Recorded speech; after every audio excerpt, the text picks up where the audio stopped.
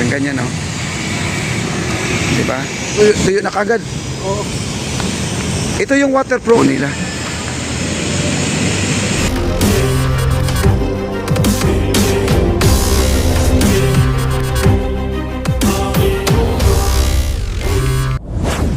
Guys, ito na po, no? At naglalagay na po sila ng simento. Ito yung simento ng first class, mga kaibigan. At madali na matuyo ito. Itong simento na to. Matapang to sir, no? Matabang. Ano lang, oras ng ano, pagitan, tuyo na kagad. Oo. Ito yung waterproofing ba? Waterproofing. Ito na, no? Ito yung waterproofing. Portland. Mabilis na siya matuyo, guys. Kasi tingnan mo yung buhos nila ngayon na bago lang, oh. Ito, oh. Bagong buhos na to. Ayan. Ayan. Bagong buhos na yan. Oh, dagdagan pa yata to. Oh. Ayan, kulang to kasi di pa gano po ito. Ayan. Ayan. Nalagyan na pala to pero hindi pa dadagdagan pa kasi dapat ganito siya kapuno, guys. Oh. Ganyan siya kapuno. Ganyan siya kapuno. Ganyan siya kapuno. Nakita nyo? Ayan. Ganyan siya kapuno, guys. Yan, ganyan, no? Diba? Nandito, nalagyan na po nila pero dadagdagan pa to. Ayan, oh, malalim pa, oh. Ganyan po yan. Ito, naghahalo pa sila ng simento dito. Yan. Magandang klaseng simento na ginagamit. First class daw, sabi ni Kuya. Ito, si Kuya. Ano, sir? First class? First class? Siguro sir. First class na ano? Di niya gaano kabisado. Pero magandang klase daw itong simento na to. Bilis na po na natutoy. Sino? Ito. Okay, tanong natin dito. Sir, tanong ko lang sir, yung simento na ginagamit, first class ba yun? First class? Oo daw. Yeah, first class nga, guys. Ang laki ng uho ni Kuya. Ayan, no? First class. Kumbaga, yun po talaga ay hindi pipitsugin na simento na ginagamit po nila. Hindi yung simento na ginagamit sa pambahay-bahay lang. Yung gumagawa lang tayo sa mga hagdanan, mga ganun ba, no? Hindi po. Ibang klase pala ito, mga kaibigan, na first class daw. First class, oo. Kita nyo naman.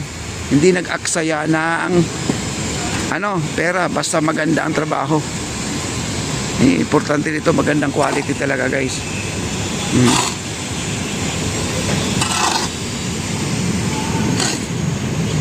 Ayan, babalikan po natin tong yung binos. Ayan, pantay na pantay, guys, oh. Ayan, ayan, naayos na po nila yan, na level na po. Ayan, high level na po yan, oh. Tapos pag nalagyan na po to ng palaman, yun ang sinasabi natin, palaman. Ito yung sinasabi ni Tony Falcon na maging matibay na yan pag meron ng ganito, pag punong-puno na ganito, guys, oh, yan, oh. Punong-puno na. Matibay na po yan, no? Adyakan mo yan. Ako, mabubungi yan. Yan. Ito, di pa nila nilalagyan to, guys, kasi may PVC. Kahit na mahuli na siya, kasi mayroong wire dyan na isusuksok pa. Hindi pa nila pinupuno. Pero itong nandito, pupunuin na. Ayan, puno na nga. Yan, oh. Diba?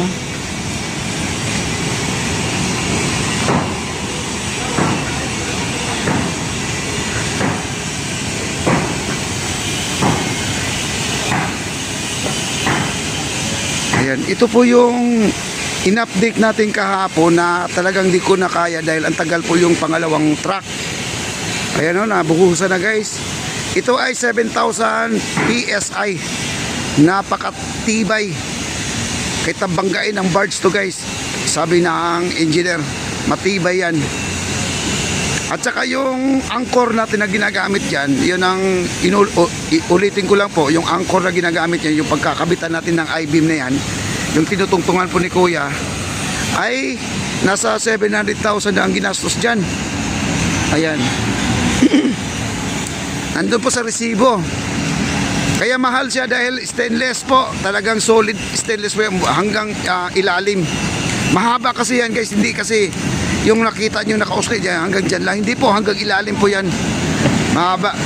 Siguro mga 1 kalahating metro ang haba niyan. Ang pinagbabaonan yung nakabalot na masking tape yan, oh. Stainless po yan. Nako, napakalupit. At ito naman ay binuhusan nila din, sinabayan na. Grabe, napakatibay pala ng simento nito, guys. Ito. Kaya tinanggal na po yung forma, oh. Kahapon, may pa yan, may forma pa. May plywood pa yan sa gilid. Ngayon wala na, tinanggal na po nila. Dito hindi pa nila tinanggal, ito nandito. Ibang klase sila magtrabaho, guys, oh. Kaya hindi kahit anong cover ko dito, balita rin nyo, guys. Wala po tayo makikita na yung palpak or mali yung pagkatrabaho, no. Hindi guys, hindi tayo na nagpapasikat dito na nagpapalakas tayo. Hindi po, kasi kita naman po talaga natin ang trabaho nila, oh. Ito nga lang, oh, itong bakal na yan, oh. Yan, oh. Tao lang naman ang dadaan dyan. Pinasubrahan pa ni bossing ng size yan. Hindi naman dapat ganyan kalaki ang sukat niya, eh. Maliit pa dyan, guys, kasi yun ang nasa plano. Pero ang ginawa ni bossing, pinasubrahan niya. Ayan, pinasubrahan niya. Yung tinutugtuhan, yung niwi-welding nilang napakahaba na I-pin. Ito yung, guys, oh, yan, oh. Yan, oh. Diba? Yun. Ganyan po. Oh, ganyan. Ganyan kakapal. Ngayon, may nagtatanong, paano daw isasampa itong bakal na yan, yung malaki na yan, dito, tawid doon sa kabila. Dahil hindi raw kaya ng crane kasi may tulay dito, may tulay. Paano daw ikakabit yan? Kaya panoorin nyo, guys. Si Papa ay lagi naman dito nag-update para makita nyo kung paano nila ikakabit dito. Ito. By September 14 or 15 siguro, sana po ito ay buo na. Hopefully, no? Doon sa kabila, magbubuhos na rin doon sa kabila. Grabe. Ito yun, no, nakikita nyo yung bakante na yan. Yan. Diyan po itatawid. Diyan po itatawid. Itong mahabang bakal na yan. Grabe.